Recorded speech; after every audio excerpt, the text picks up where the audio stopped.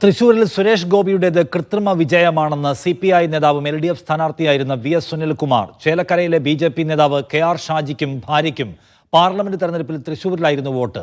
തൃശൂരിലെ ഒരു ഫ്ളാറ്റാണ് മേൽവിലാസമായി അന്ന് കൊടുത്തിരുന്നത്. തദ്ദേശ തെരഞ്ഞെടുപ്പിൽ ഇവർക്ക് വരവൂരിലെ നടത്തറയിലാണ് വോട്ട്. ഇവർ വോട്ടേഴ്സ് ID കാർഡ് മാറ്റി.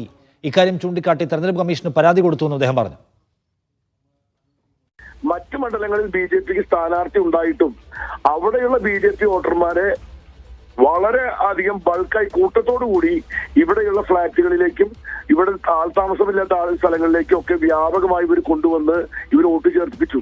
അവിടെ ചിലർ അഡ്രസ്സ് മാറ്റി കൊണ്ടുവന്ന ആൾക്കാരുണ്ട്, ചിലവര് പല രീതിയിലും മാറ്റങ്ങൾ വരുത്തിക്കൊണ്ടു. അങ്ങനെ ബോധപൂർവം അവരിവിടേക്ക് ആളുകളെ കൊണ്ടുവന്നത് ഇത് കൃത്യമായിട്ടുള്ള ഒരു മാനിപ്പുലേഷന്റെ ഭാഗമായി കൊണ്ടുവന്നതാണ്.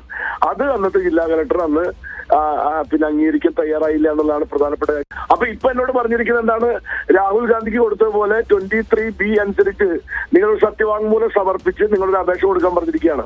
തെളിവ് നൽകാൻ എന്നോട് ആവശ്യപ്പെട്ടിരിക്കുകയാണ്. അപ്പൊ തെളിവിൽ എന്തെങ്കിലും കുഴപ്പമുണ്ടെങ്കിലോ നിങ്ങൾക്കെതിരെ കേസെടുത്ത് ജയിലിൽ പോണ്ടി വരും എന്ന സത്യവാങ്മൂലാണ് ഇപ്പോ ഇലക്ഷൻ കമ്മീഷൻ പറഞ്ഞിരിക്കുന്നത്. 2024 വോട്ടേഴ്സ് ലിസ്റ്റ് നിങ്ങൾ വീണ്ടും സൈറ്റിൽ നിന്ന് ഡൗൺലോഡ് ചെയ്തെടുക്കണമെങ്കിൽ ആ സൈറ്റ് മിനിഞ്ഞാന്ന് മുതൽ ഇലക്ഷൻ കമ്മീഷൻ ഓഫ് ചെയ്തിട്ടിരിക്കുകയാണ്. കേരളത്തിലെ സൈറ്റ് നിങ്ങൾ പരിശോധിച്ച് നോക്കൂ. അപ്പൊ ഇലക്ഷൻ കമ്മീഷൻ വളരെ ബോധപൂർവം ജനങ്ങളിൽ നിന്നും ഇപ്പൊ കാര്യങ്ങൾ മറച്ചു വെച്ച് ജനങ്ങൾ ഒളിച്ചോടിക്കൊണ്ടിരിക്കുകയാണ്. ചേലക്കരയിലെ BJP നേതാവ് KR ഷാജി, അദ്ദേഹത്തിന്റെ ഭാര്യ ദീപ്തി, ഇവർ രണ്ടുപേരും വരവൂർ പഞ്ചായത്തിലെ നടത്തറ എന്ന് പറയുന്ന സ്ഥലത്ത് വോട്ടർമാരാണ്. ഇപ്പൊ ഈ പഞ്ചായത്ത് ഇലക്ഷൻ അവിടെ വോട്ടർമാരാണ് അവര്.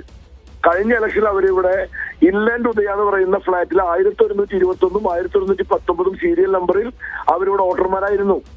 ഈ കാര്യം ചൂണ്ടിക്കാണിച്ച് ഞങ്ങൾ പരാതി കൊടുത്തിട്ടുള്ളതാണ്. ഇപ്പൊ നിങ്ങൾ നോക്കൂ, അവരുടെ വോട്ട് എവിടെയാണ് കിടക്കുന്നത് നോക്കൂ. അവിടെ വോട്ട് ID കാർഡ് കൂടെ മാറ്റിയിരിക്കുന്നു. അവർക്ക് 2 ID കാർഡ് ഉണ്ടാവും. പോലീസ് നോക്കി കഴിഞ്ഞാൽ അവർക്ക് 2 ID കാർഡ് കാണും. കാരണം ഒരു ID കാർഡ് ഇവിടത്തെയും ഒരു ID കാർഡ് അവിടത്തെയും. എങ്ങനെ കിട്ടുന്നത്? അപ്പൊ ഇതുപോലെ ഇത് ഒരാളുടെ കാര്യം മാത്രമല്ല,